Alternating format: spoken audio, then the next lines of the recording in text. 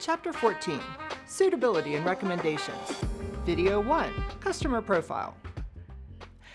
In this video, we'll discuss the importance of creating a customer profile, the personal and financial information required, and how to navigate an investor's risk tolerance and objectives.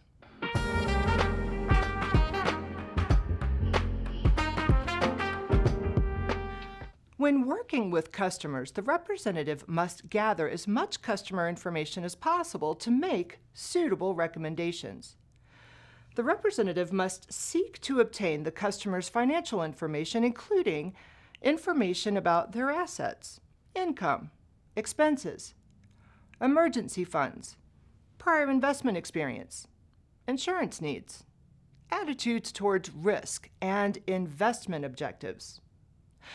No investment is inherently suitable or unsuitable for all investors. Suitability must be based on each investor's unique customer profile. The representative can gather the necessary information to make a suitable recommendation using questionnaires and performing interviews. Under FINRA's Know Your Customer rule, representatives must provide a copy of the newly created customer profile to the customer for verification within 30 days of account opening or with the next statement. All recommendations must be based on current client information. Updates and account information verification must be sent at least once every 36 months.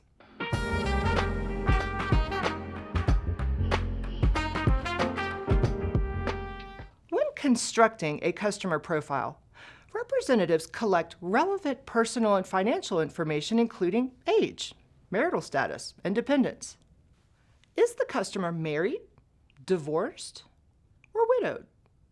If divorced, is there alimony or child support? Considering an educational savings account might be important if the customer has children. What is the customer's occupation and employment status? This question can lead to a discussion about retirement planning. For example, do they participate in an employer-sponsored retirement plan or a benefit plan? Gathering financial information to create a personal balance sheet and income status is also a big part of profiling. Gathering income and expense information can show the customer how they use their income and will uncover the amount of disposable and discretionary income available. Disposable income is the amount of income left after taxes are paid. Discretionary income is the amount left after paying taxes, personal necessities, and debts. Discretionary income can be spent, invested, or saved. Constructing a personal balance sheet and income statement is quite similar to the corporate versions. List the assets on the left side. This could include savings and checking accounts, real estate, automobiles, investments, vested amounts in qualified retirement plans and IRAs, and personal property. The liquid assets or cash reserves include the bank accounts and any investments. Liabilities are listed on the right side.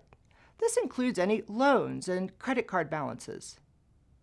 The net worth formula is assets minus liabilities. And to determine the liquid net worth, subtract total liabilities from total liquid assets.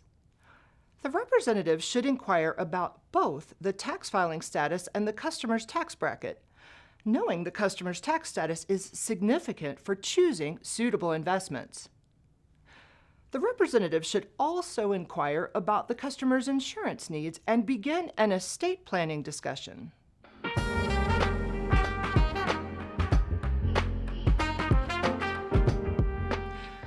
Risk tolerance is the customer's attitude toward a negative change in their investment portfolio or how they perceive risk.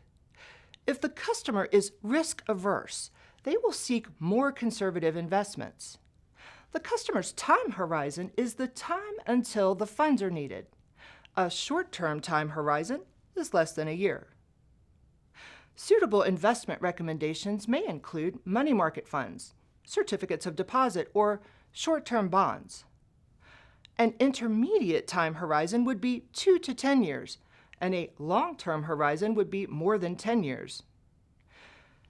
Depending on the risk tolerance of the customer and how many years of the time horizon, general recommendations would include stocks or equity funds. Volatility is the fluctuation in a security's price compared to the overall market. Beta measures a security's volatility compared to the market as a whole. Now, inflation is the rise in the cost of goods and services. So when building a portfolio, the representative and customer must consider that bond investments do not protect a customer against inflation, but equity holdings may preserve the customer's purchasing power.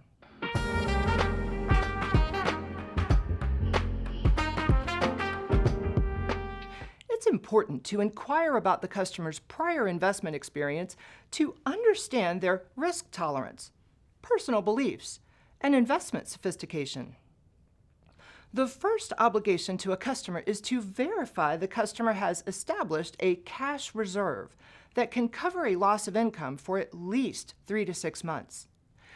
If the customer does not have a sufficient cash reserve, investment recommendations should not be made. Any recommendation given by a representative must align with the customer's investment objectives. A recommendation is deemed unsuitable if it does not meet the investment objective. The customer may have one objective or a combination. That could include capital preservation, income, growth in income, or speculation. Note that there may be subcategories as well. For example, a customer with an income objective could seek current income, high-yield income, or tax-exempt income.